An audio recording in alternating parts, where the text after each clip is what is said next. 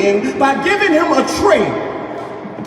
You would instead come down, cut all of the water off, and we would go without showers for months, without being able to flush ourselves for months, and we would have to go weeks without food for one person's actions.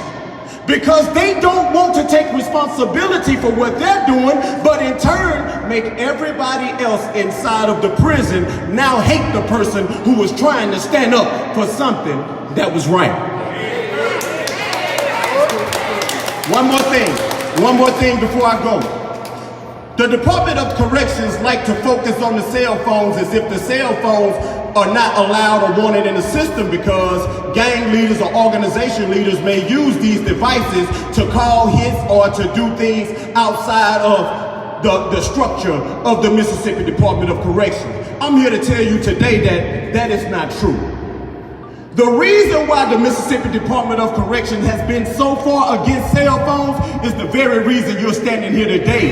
It was pictures in those cell phones that exposed the truth of what's really been going on inside the Mississippi Department of Correction. And as Americans, we're here to take a stand because we have not only heard the cries of our people, now we have seen them.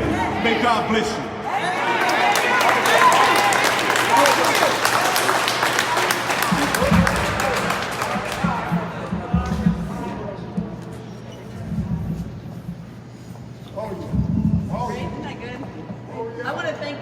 For coming out. I really appreciate that. I was trying to find some guys that had served time inside the penitentiary and MDOC that would come out here and be a positive shine and not a negative, because the mob mentality gets nothing done, and I really appreciate them. I know they have a lot of other things to say, but they kept it clean, and I appreciate them for that. Next, I had a juvenile lifer who was given life without parole. His name is Garner Brister. Y'all may know him by Duke.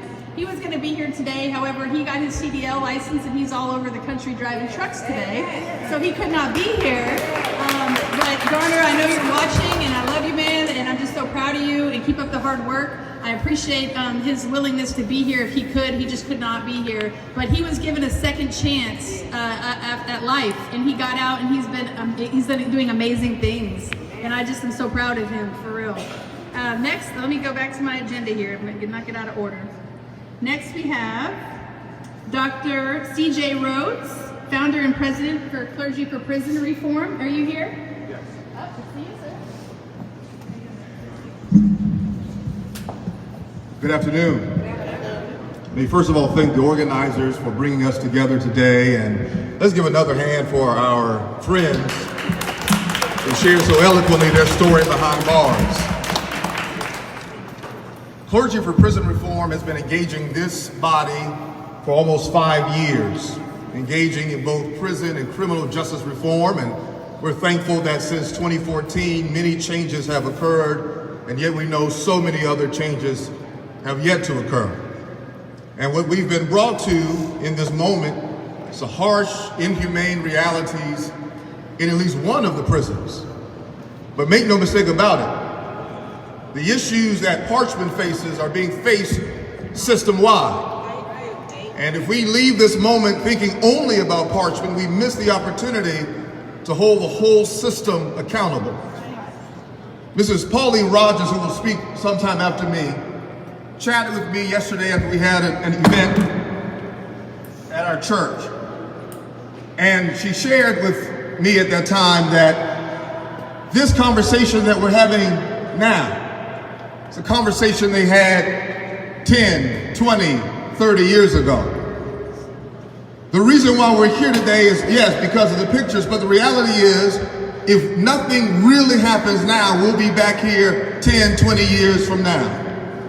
My hope is that the governor, the lieutenant governor, and the legislature does something now, and not wait another 10 to 20 years, not wait for another hanging, not wait for more deaths, but decide right now is the time to take critical action.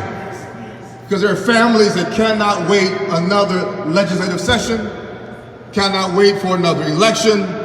They want changes now. But let me also add that if we only concentrate on the conditions in the prisons and the conditions of the prisoners, we miss a wider problem in Mississippi, which is the cradle to prison pipeline, which is the fact that we create a culture in which it is profitable to send so many poor people, and particularly black people, into the penal system. Think about many of our neighborhoods that don't have good schools, quality health care, good jobs. Think about those who leave prison wanting to live a new life after they paid their debt to society, only to not be able to work because they have a felony.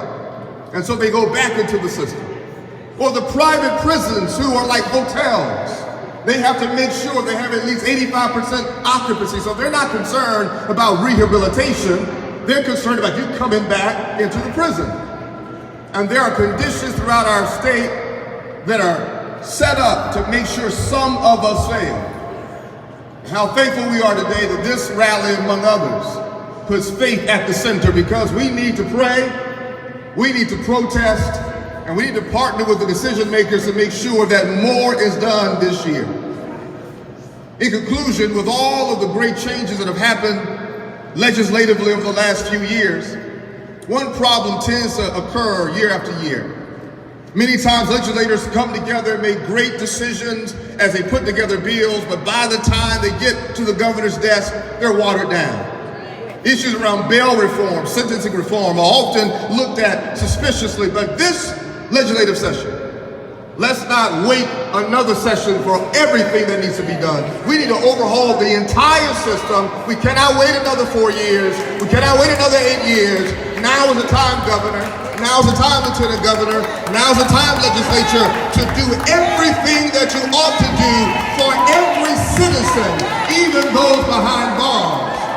Because the Word of God says in Hebrews 13, remember those in prison as if you yourself were in chains. We need every governor, lieutenant governor, legislature in Mississippi and around the nation to think as if they were prisoners and families of incarcerated people, and ask themselves, how would they want to be treated? How would they want to be fed? How would they want to have a second or third chance at life after leaving the system? So as we leave this place later today, as many other marches and rallies occur in the next several weeks, may it be this legislature, this session, that says enough is enough. For this is the time to let justice roll down like waters and righteousness like a mighty stream.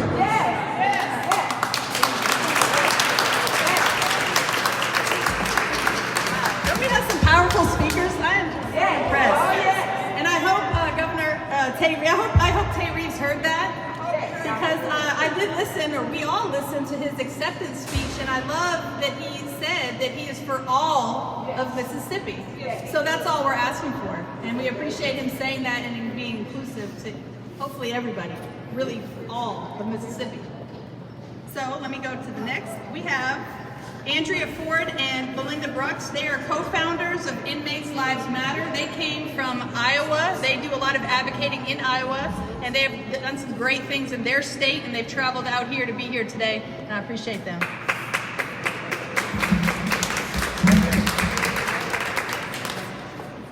All right, so I thought a lot today about what I was going to say, knowing that this was a prayer event, and that, you know, we were talking to fellow Christians here, and as they said, most of the people in legislators that are here have said that they are Christians. Well, I want to remind you that your Messiah was a prisoner. Also, I wanted to tell you a story about Pilate in the Bible, who was governor. He knew that when Jesus was in jail, that someone right. He knew that. And he was afraid of, making a decision that would make the people mad or that would take away his popularity. So he put the blame on the people. He allowed them to make the decision, and the decision was made. And while that may have had a purpose, he still allowed his position to play a bigger role than what he knew was right. So today, I was walking around this Capitol, and I was looking, at different things. It's a really beautiful place. And I noticed there's some sinks on the back of some of these things for hand washing, I believe. None of them work. So there's nobody in this place that gets to wash their hands of this problem.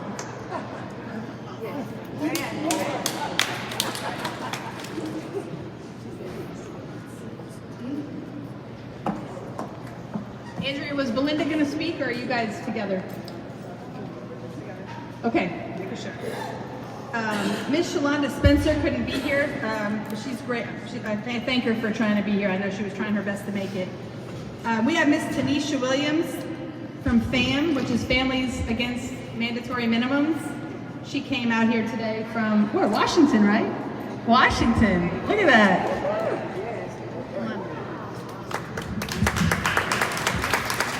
Good afternoon, y'all. Good afternoon, y'all.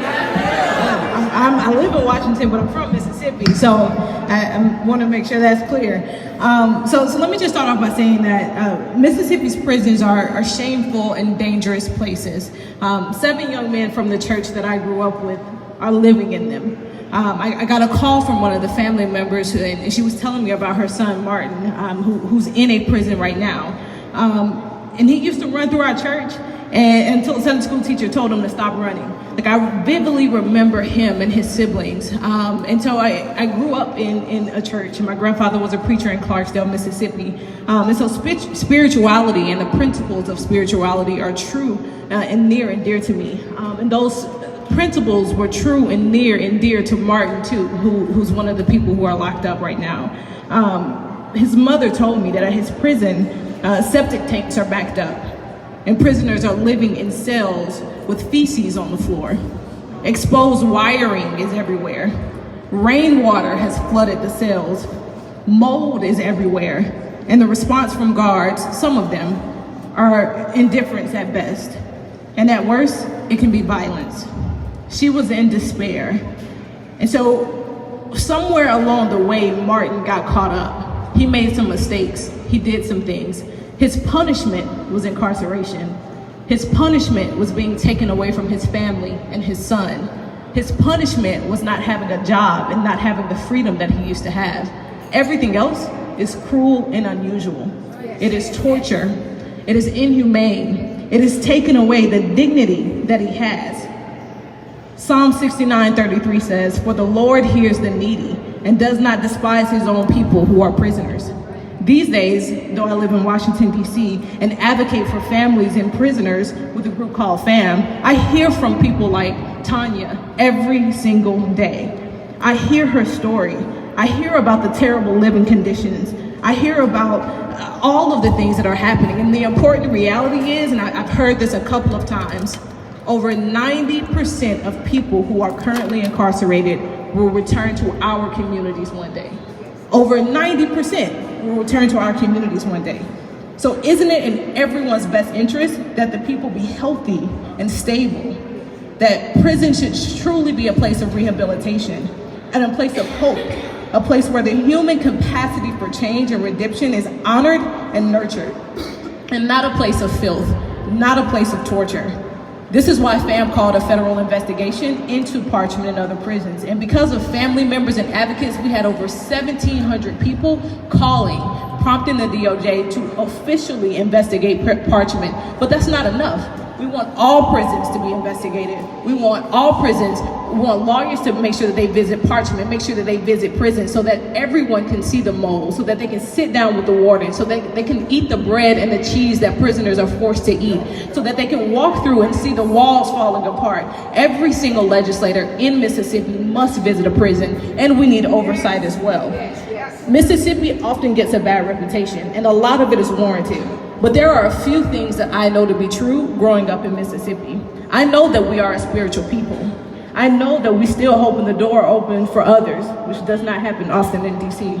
I know that we'll spark up a conversation with someone on an elevator, and on a hot day, we'll offer sweet tea to that neighbor who needs it. I know all of these to be true.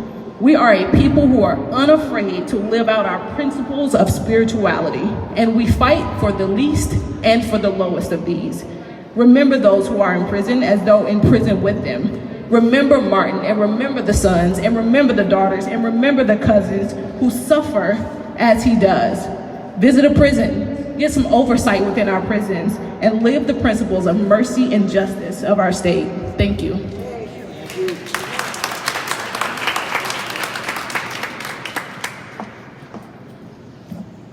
I thank people like her for coming all the way across the country to come to Mississippi. And as you'll see, we have so many people who have come from across the country just to be here today. Some family members standing behind me, they have loved ones incarcerated in other states. They don't have any loved ones incarcerated here in the state of Mississippi, but they're here because it's humanity. I personally don't have a loved one. I have no family members incarcerated. I've never been into a prison before until I came to Mississippi to advocate for the problems that I see here with the juvenile lifers. I work in a detention facility. I work alongside judges, attorneys, probation officers. I work in the Tarrant County Juvenile Detention Facility in Fort Worth, Texas, and I've been behind the walls with these kids, 10 to 17, for 15 years. I try to prevent them from coming to prison. And that's why I'm here. And I appreciate you guys having us out today. And I also want to make a special shout out to hashtag Cut50, who is if you don't know, they sponsored the First Step Act, which President Trump signed, which is just a stepping stone. But I'm encouraging national organizations like FAM and Cut50, Van Jones, and all of these national organizations to assist in Mississippi. Yes. Lewis Reed, who is the national organizer for Cut50, spent, I don't want to lie, I think it was 16 years in federal prison. He is now the national organizer for Cut50. A lot of people don't know that about him, and he's a very good friend of mine, and I wish he could have been here today, and I hope he'll come out in the future. So Lewis, when you're watching, I hope you come to Mississippi. Thank you. And I'm going to call the next and last person before we get to the victims' voices, and that is Frederick, and I think it's Miss Pauline Rogers. She's going to be speaking, co-founder and executive director of the REACH Foundation right here in Mississippi.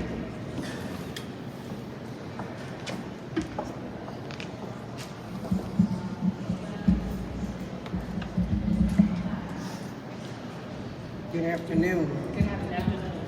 I really do need you to keep this paper. I am Pauline Rogers, formerly incarcerated. I'm a victim. My brother died in this madness, June 29, 2013, Yazoo County Correctional Facility.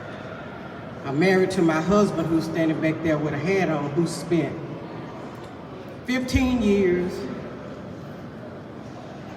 8 months, and 23 days in Parchment, almost every camp in Parchment.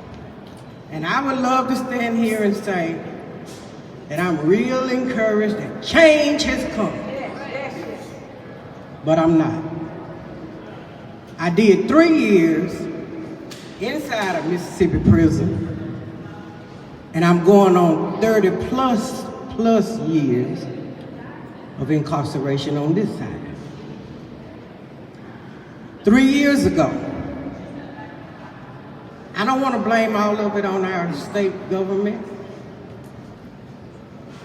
Some of the anger you see going behind the walls is families are mad because they haven't seen mama, daddy, auntie, uncle, children. Because you done held the kids hostage because you still mad at them. And I'm just saying, people, if we're gonna do real talk, let's do real talk. Because some of these people in prison are mad because you still mad at them, they still mad at you. Nobody's trying to do anything for real change. They've been there almost 20 years and you ain't sent them a use stamp. I know. I go in every prison inside of Mississippi. And they're angry. A mama called us last night screaming and hollering because the vice lords have threatened to go live with killing her son. I can't keep up with all of the calls on my phone. So I'm just saying, people, there's some responsibility. 3 years ago, I stood in a crowd larger than this, National Black Caucus, and said we need some help. I got a whole lot of pets on the back, a whole lot of cars, a whole lot of promises. And here we stand today, 3 years later. I know where every child in every 82 counties in the state of Mississippi are incarcerated with an incarcerated parent, because I take teams inside the prison and collect this information from the prisoners. So what is happening in Mississippi? And I'm a Christian. Y'all didn't create no policies to keep me free. There was nothing about criminal justice reform that was friendly 30 plus years ago. You was a convict, you did crime, you did time, offended the best way you could. So, and I didn't get no expungement. But what I did get from the Holy One was a perpetuation from him,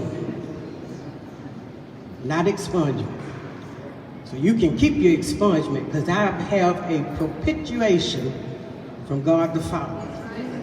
So what's happening in Mississippi is, as the Apostle Paul would say, at midnight. We're in a midnight time in Mississippi. Midnight in the criminal justice system, midnight in the prison, midnight in the lives of families impacted by crime and death, midnight in the lives of children who have a parent in prison, listening, witnessing, wondering where mom, where dad, grandpa, grandma, uncle, cousin, aunt, friend, foe. Come home. It's midnight in corrections, midnight in the commissioner's office, midnight at the state capitol, midnight at the governor's mansion, midnight among those who provide services to prisoners and do re-entry work, midnight in the church, midnight in the lives of victims. Let's not forget them in this, because they reliving the pain, the trauma, the terror, the impact of having been victimized or suffering the loss of a loved one. Yes, it's midnight in the criminal justice system, but guess what? It's always been midnight in the criminal justice system. The criminal justice system ain't broken. It's doing exactly what it was intended to do. Steal, kill, and destroy. It's working, y'all. The criminal justice system is working. What we want is tear down, pull down the strongholds, pull them down, tear them down, destroy them, and rebuild. That's what we want, because it's working the way it's supposed to work. I ain't lost here. Mississippi is in the news not because we haven't been talking. We've been talking to deaf ears.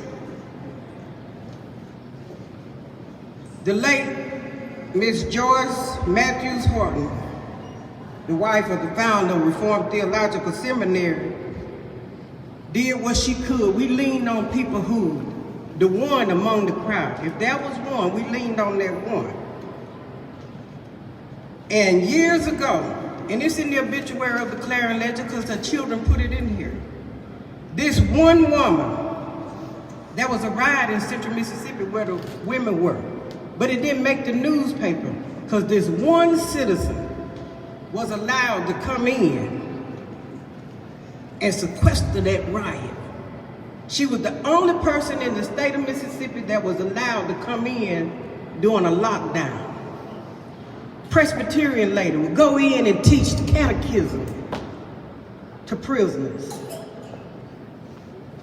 You know what? And she was white. Would go in. So this ain't a black-white thing, although it is. Some of it is. But I'm not here to continue to blame because we're not going to get anywhere. It's time for immediate action, immediate resolution, immediate services, immediate meal, an immediate shower, immediate heat, immediate meat, relocation, community support, church support, family support, not in this time of crisis, but continuously. What can the community do right now for those that are behind walls? Governor, legislator, MDOC must do their part immediately, further in the immediate. Then we need DOC to give prisoners hope. take it. How do you give hope in a situation like this when you can't move them all at one time? You can take a truckload of pizzas. You can take a truckload of some decent food. You can allow the community to elect toiletries. We could take it in, and then you can take a voice of reasoning in there to say, we hear you loud and clear. Give us a minute. How do I know? I ain't need to see no picture. I lived it. And it's felt all over the state of what they're feeling and going through. But we can give them some hope. Then you can join our team to write every single inmate in the prison all over the state of Mississippi, because you got people in prison that ain't never heard their name called for nothing other than hit your rack, hit your bed. Because you're too mad at them to write it. You're too mad at them to take them to see their children. They stole your grandmama's silver years ago and you still mad. Whatever the case may be, we have got to take some responsibility just as well. Because I was one of them, I know. I stayed in prison 3 years. I didn't see my folks. I know they loved me. But I had great support. So I'm just saying it's a lot to do. And even to the celebrities that are local and abroad, don't just come make noise. Come be poised. Bring in some hope. Provide some hope. You got people who've been to prison that ain't never seen or touched a celebrity in their lives other than seeing them on TV, in a paper. These guys like games, professional games. They like concerts. Give them a concert. Let them meet you. Some of us too important and too big to reach. But you want us to hear you loud and clear. Guess what? We can cry to Jesus, he hears us.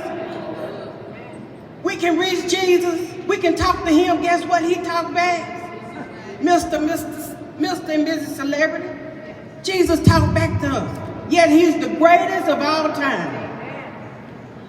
And he approachable. He touchable. He reachable.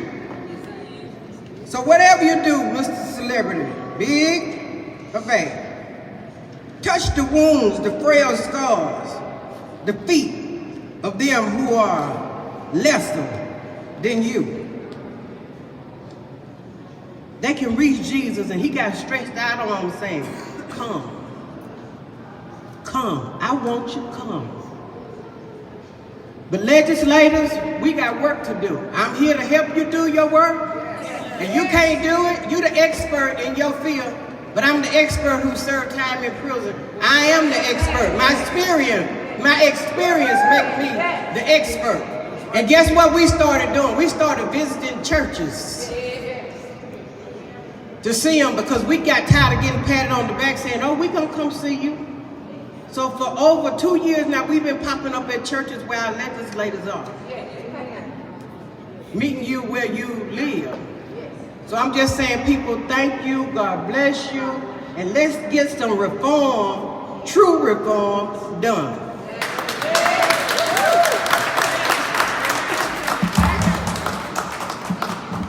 That'll wrap up the keynote speakers that I had, but it's not all of our speakers. We have a couple of voices of the victims. And first of all, I'm going to do something a little different than I have on my agenda. Let me have up, if Linda Bates is here, Joyce Ross, Nancy Foster, Evelyn Stevens. If you're here, come on up behind me.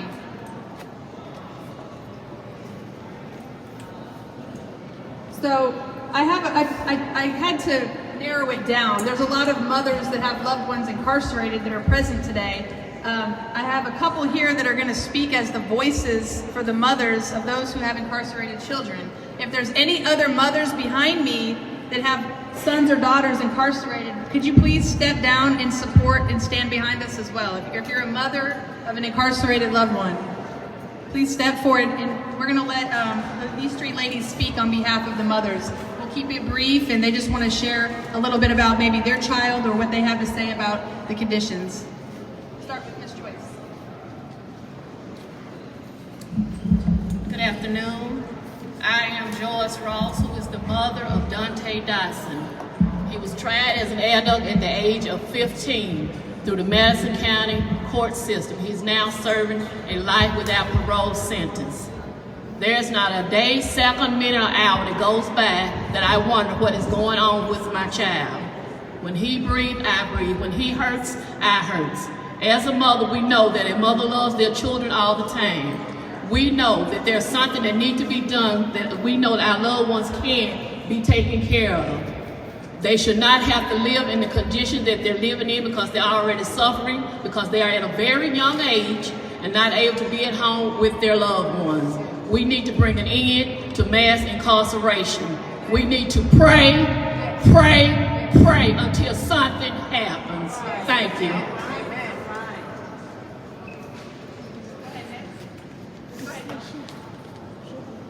Hi, my name is Linda Bates. I'm from Biloxi, Mississippi. I'm not good at this one. First of all, I just want to start by saying we're all in this together.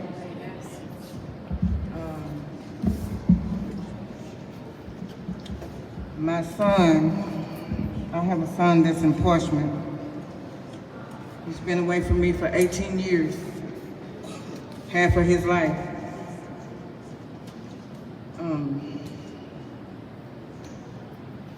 Excuse me. We have to do something, as everybody else has been saying. We have to do something about this prison system. I mean, how many of our sons and family members have to die before we get some justice?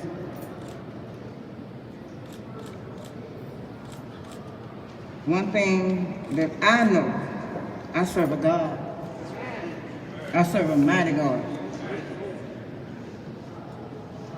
Our Lord and Savior, Jesus Christ, will get us some justice. I don't depend upon man.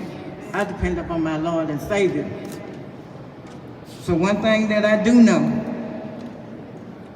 through God, all things are possible. Yes, it is. Right. And I tell my daughter-in-law and my kids all the time, my son, our sons, are coming home. Thank you.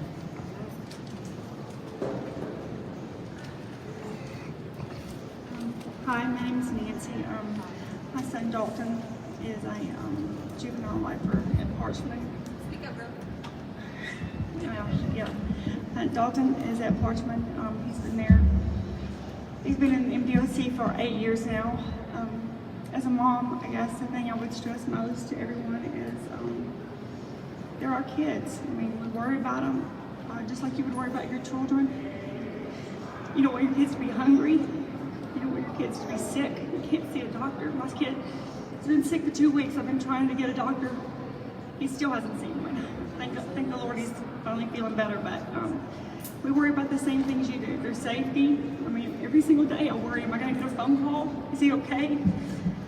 Is he warm at night? Is he fed? I mean, is he hurt? I mean, the same things you do.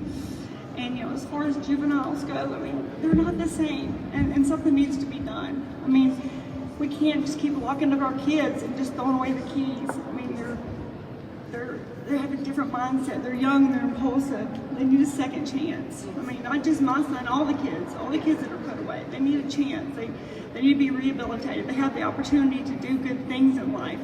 I know my son does, all the kids do. They have the opportunity. We just need to work together as a community. We're all Christians. Mississippi is a Christian state, and we all should do what's right and take care of our inmates, all of them. Just like they say, we should act like we're in prison with them.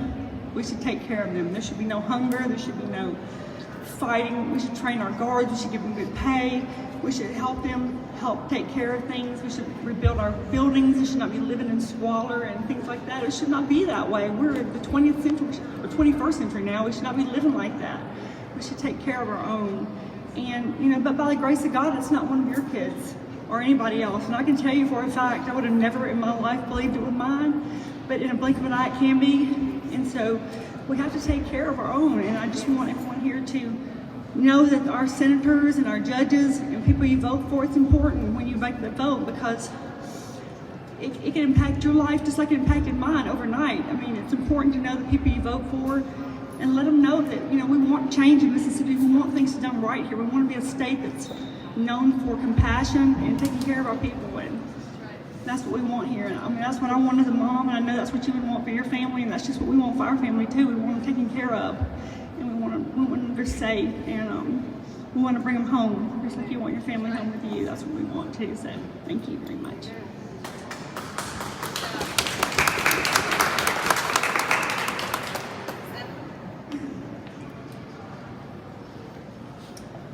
Good evening. Good evening. My name is Evelyn Stevens. I have a son that's in Parchman Penitentiary, and I would like to first start off with how they not only treat the prisoners, but the parents or the visitors that's coming inside the prison. So I would think that I would like to see it start at the front of the gate, where they start off with the training of the guards, because as I walk through the door, I shouldn't have to be treated as if I'm in shackles, because that's cruelty as well. So once you get inside the prison, you have to watch the way the guards handle your loved ones. Now, my son has been in prison for 15 years. His daughter is 15 years old, and she has had to see him, or he has had to watch her grow up, while he's in prison. I didn't know exactly what I was going to say when I got up here, but as I talked with everybody, they said, just speak from your heart. And I'm going to tell you how much pain I felt. I was in so much pain for years, I didn't know if I was going to come. I couldn't tell day from night. I cried day and I cried at night, all night. But seeing these deplorable conditions in the prison system, I have witnessed them myself. Just when you go into the prison, it's when you go into a bathroom, and me being a visitor, it's not sanitary for me or anybody else. And I've seen all types of things go on in the prison, as well as with the guards, female guards, and some of the inmates. So I would just like to see some programs for the prisoners. I would like for them to start with some of the staffing, to train the staffing. They need to go to classes too, just like all the other people have asked for training or programs or some kind of education for our sons, our daughters, our loved ones that's in the prison.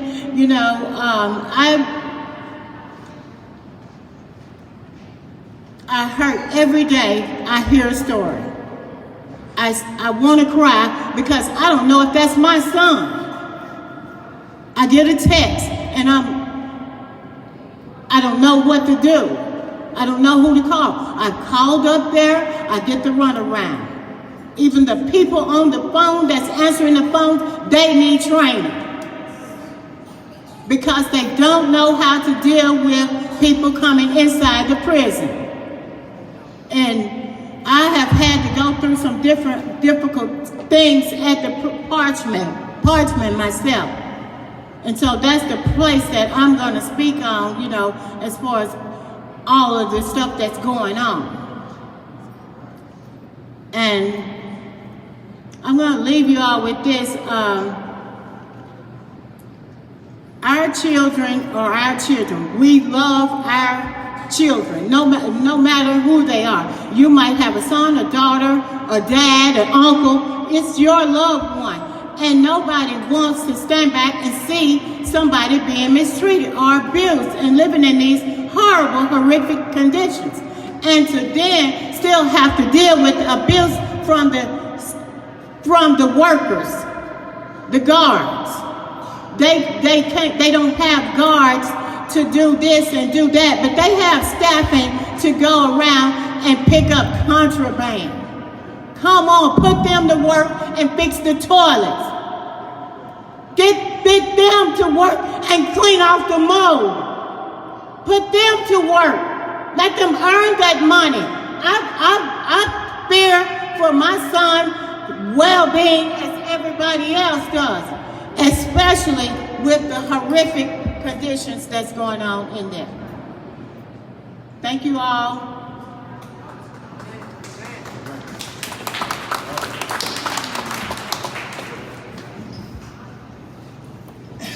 My name is Tanya Metcalf Kirby. Inmate number 205167 is mine. Inmate number 214132 is mine. I don't care what the system classified them as, they're mine. I have visited 11 countries. I stood with the men and women at war. Operation Iraqi Freedom, Operation Enduring Freedom, Operation New Dawn. I was there. I know what it's like to live under deplorable conditions. Clarksdale, that's me. That's my hometown. While I'm out here supporting this country, 9 tours I spent away from my husband and my children. And I come home and this is the fight that I have. This is unacceptable. I've seen people in other countries pray, hope, and wish they had an opportunity to live in this great country. And in 2020, we stand here fighting for rights for our children. I have paid more taxes in my lifetime than most people will probably earn. When my children were initially charged, it was overkill. I never ever said, Lord, why me? Why us? Because a young man lost his life. And it wasn't at the hands of my children, but silence is betrayal. So we accepted what came with it. And the young man who lost his life, in the midst of all the chaos, his mother, LaToya Shumper, had the nerve to walk up to me and hug me and kiss me. And her family formed a circle around me, standing, laying on the floor in Itawamba County. And all she whispered to me was, get up and fight for your children. Get up. If that mother could forgive me and my children for the mess that them and 3 other co-defendants found themselves in, and it led to her son, a twin, losing his life, I knew I had work to do. I never thought that this would be part of my journey, but I still thank God it is. It's time now. The injustice didn't start in the midst of MDOC. The injustice starts at the moment these kids, these young men and women are being booked a lot of times. Sitting in those courtrooms being forced to take pleas because these attorneys failed them miserably, whether they were paid or whether they are public defenders. It's time for everybody to be held accountable. I'm sick and tired, just like so many of these mothers, of waiting on that phone call. No matter what anybody else says, unless you carried that child, unless you have created that child, unless you nurtured that child, you have no idea what we go through. And it doesn't matter whether you're black, white, green, or purple. We all bleed the same color. My cousin who stands here, her son was convicted at 15 years old and given a 25-year sentence for something that should never have taken place. Nobody has tried to make this right. This kid lives in fear of his life every day. Now my kids are fighters like me, but they shouldn't have to be. My kids' punishment was 20 and 30 mandatory years as first-time offenders. My daughter was charged with armed robbery and was never even on the scene, and my son never exited the vehicle and was charged with second-degree murder even after the murderer confessed. So the injustice didn't just start with MDOC. You know, we need to work on this system across the board. I'm tired of going to these polls, voting for people to come in who promise to do this, this, and this, and they fall short before they even get started. We are human beings. This is supposed to be the most plentiful country in the world. We have the stronghold. Other people are dying to get here, and our people are dying to live. One of the young men who was murdered at Parchman, that's one of my childhood friends' son. When I first heard about it, and I finally got news of who this young man's parents was, it brought me to my knees. And I called her. At first she didn't answer, finally she answered. She said, you know what, I was praying to God that he would send me somebody with some sense. Because I'm tired of everybody calling and they want to make it a race thing and everybody wants publicity. But you know what? It's time for us to be held accountable for what's going on in these prisons, these police officers that are making these false arrests, these courtrooms that are sentencing these kids to the fullest extent of the law. My kids were college students. They took a ride that they should have never taken.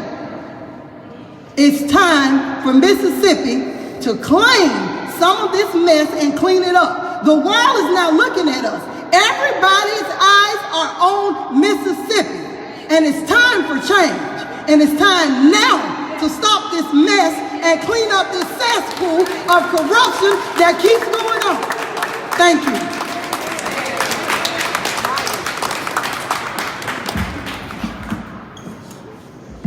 Thank you. That's from Voices of the Mothers of Loved Ones Incarcerated. I have a father that would like to speak on behalf of his son. And before I introduce him, one thing I do want people to understand is, yes, we speak about juvenile lifers, those under the age of 18 that were condemned to die in prison. But we need to also understand that these mandatory minimum sentences in Mississippi need to end. Multiple mothers standing before you have children serving mandatory minimums. 30 years. We have parents here in Mississippi with children incarcerated serving sentences over 100 years and nobody died. This is just unconscionable. I would like to introduce the father of the Voices. He was a little bit hesitant to come here, but I think he got some prompting from his son, who is incarcerated, who really wanted his dad here, and he came. So, Mr. Jeffrey? Hello, everybody. My name is Geoffrey Bryant. I'm glad to be here to speak on behalf of my son. I love my son. On behalf of other fathers who have sons and daughters who are in prison systems, I'd like to let you know that my son has been serving a long term of 18 years. He's been incarcerated under MDOC. He's been from one prison system to the next. In 2017, I was contacted by one of the inmates over there in Rankin County, and he expressed to me that your son was cuffed and beaten like a dog, and blood and spilled out of his head.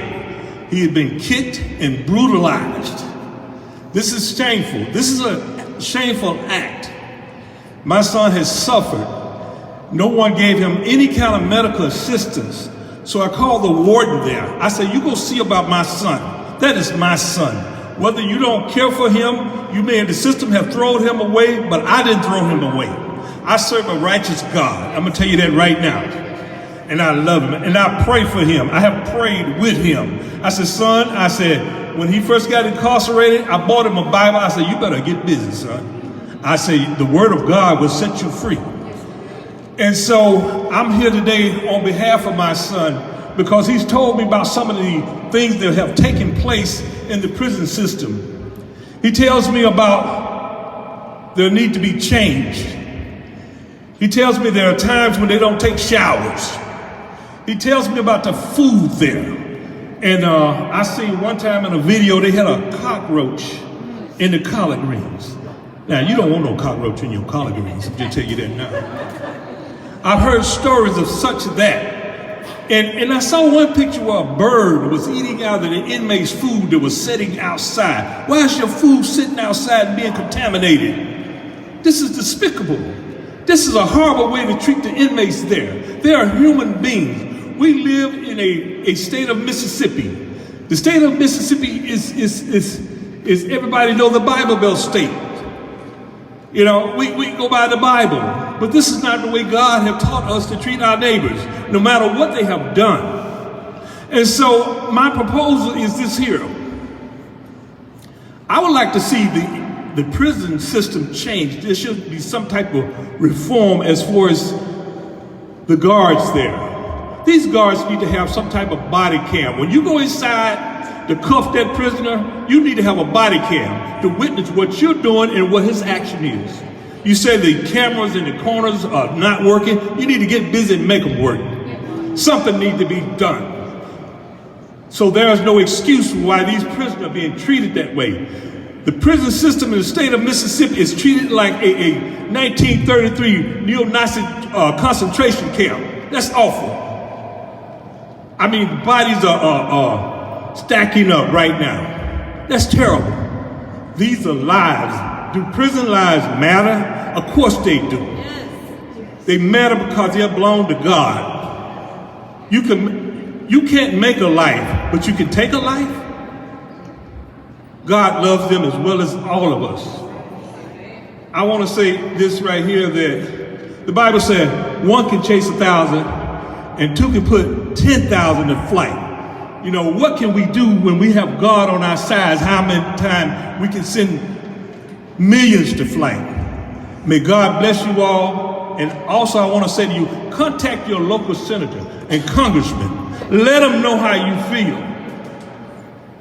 If they can come to your church and ask for your vote, I'm sure you can ask for something to be done for you. You can say something. You can make a difference in what's going on out here. I thank you all, and God bless you.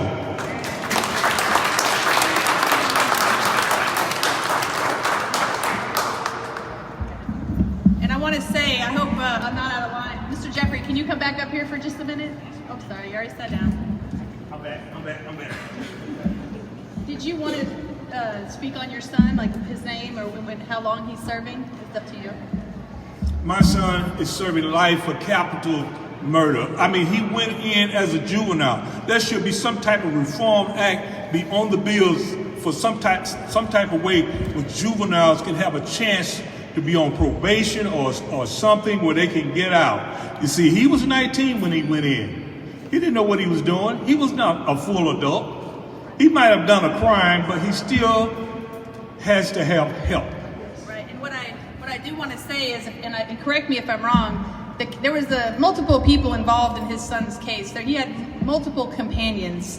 2 of the companions with his son were juveniles under the age of 18. And they have since, what's their status? One of them was 16, the other one was 17, and the 16-year-old, he has been released. He has been released, and he's doing good. He's doing good, he's a truck driver. And the other, that's right. Mm-hmm. That was the man that was supposed to be here today to speak, Mr. Garner, right? Right. That's right. His son's companion was given a second chance because he was under the age of 18, and his son's companion is doing phenomenal, driving trucks, got his CDL, he's a great guy, he's a good friend of mine. So we're asking Mississippi legislators, yes, it's great that we want to end juvenile life without parole. That's great. And the children under 18, they deserve a second chance. No 14, 15-year-old child deserves to be condemned to die in prison. His son missed the cutoff by just a couple years. What? 1 year. By a year. He was 18. So his companions get a second chance theoretically, but his son missed the cutoff by a year. I actually suggest, and I would like to sit down and talk to some more senators, which I will do, and I have done today. I would like to suggest a youthful offender bill that extends beyond 17. There are many states across our country that have youthful offender bills, children under the age of 21. Other states have bills under the age of 23. Brain science has shown that your adolescent brains are not fully developed until you're 25. So we need bills to mimic other states who gives children like his son a second chance. His son is will never walk out of prison if the legislators don't take to looking at youthful offender bills. Those guys in prison, I wholeheartedly believe this, they deserve a second chance. If you're a juvenile or even under the age of 25, according to brain science, there needs to be some youthful offender bills that are looked at by our legislation. The majority of aggravated assaults committed in this state are committed by young black boys, 16 to 21. So that's all I wanted to say. Thank you. Sorry about that. Let me move on to the next on our agenda. So I heard you, girl. Let's see. We have Voices of the Children. So these children I'm about to call up. They have parents incarcerated, and they wanted to talk about their dad. We have Janiyah McBride and Taylor Johnson. Y'all come on up. You have to fix it for them.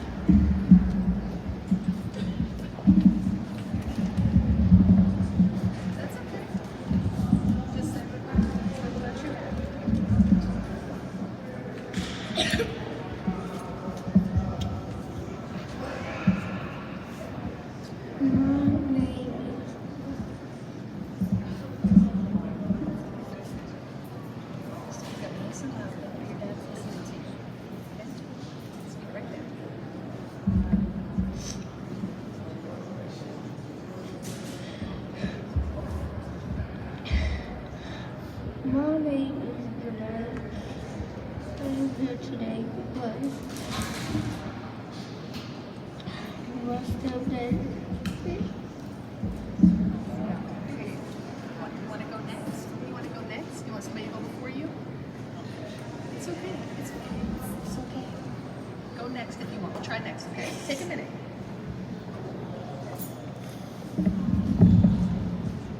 That is pretty much all you need to know about the voices from the children. She didn't even have to say a word. Everybody in this room felt that. She doesn't need to come back up here and say anything. And these children, if you'll take a look, this is the pain. These are real people. These people, they want their fathers home. They want second chances. I hope that we take a good look this legislative session at who we're really hurting, because these children are victims too. Where is my other young lady? Taylor?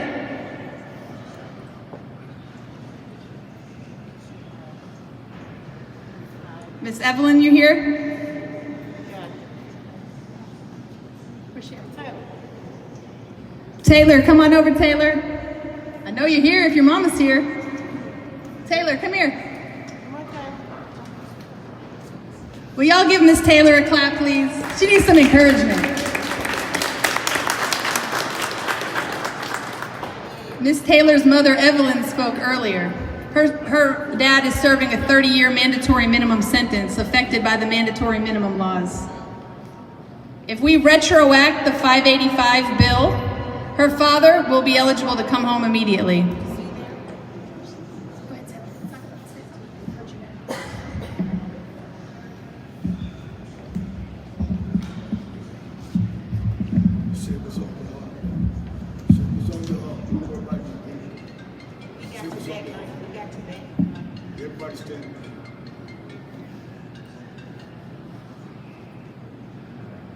My dad's name is Roger Catchings, and he's been in jail for almost like 15 years now. And, my entire life. And I just want him to come home.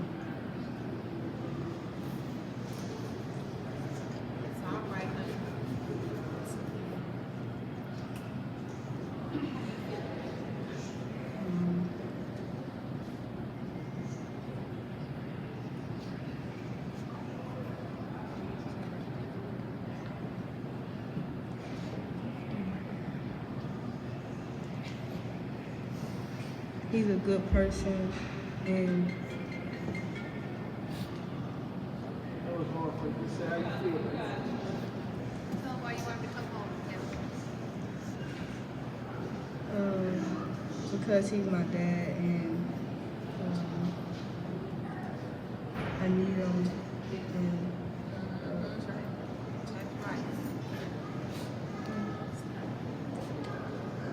yeah, and I have a lot of lost times to make up with him and get to know him better.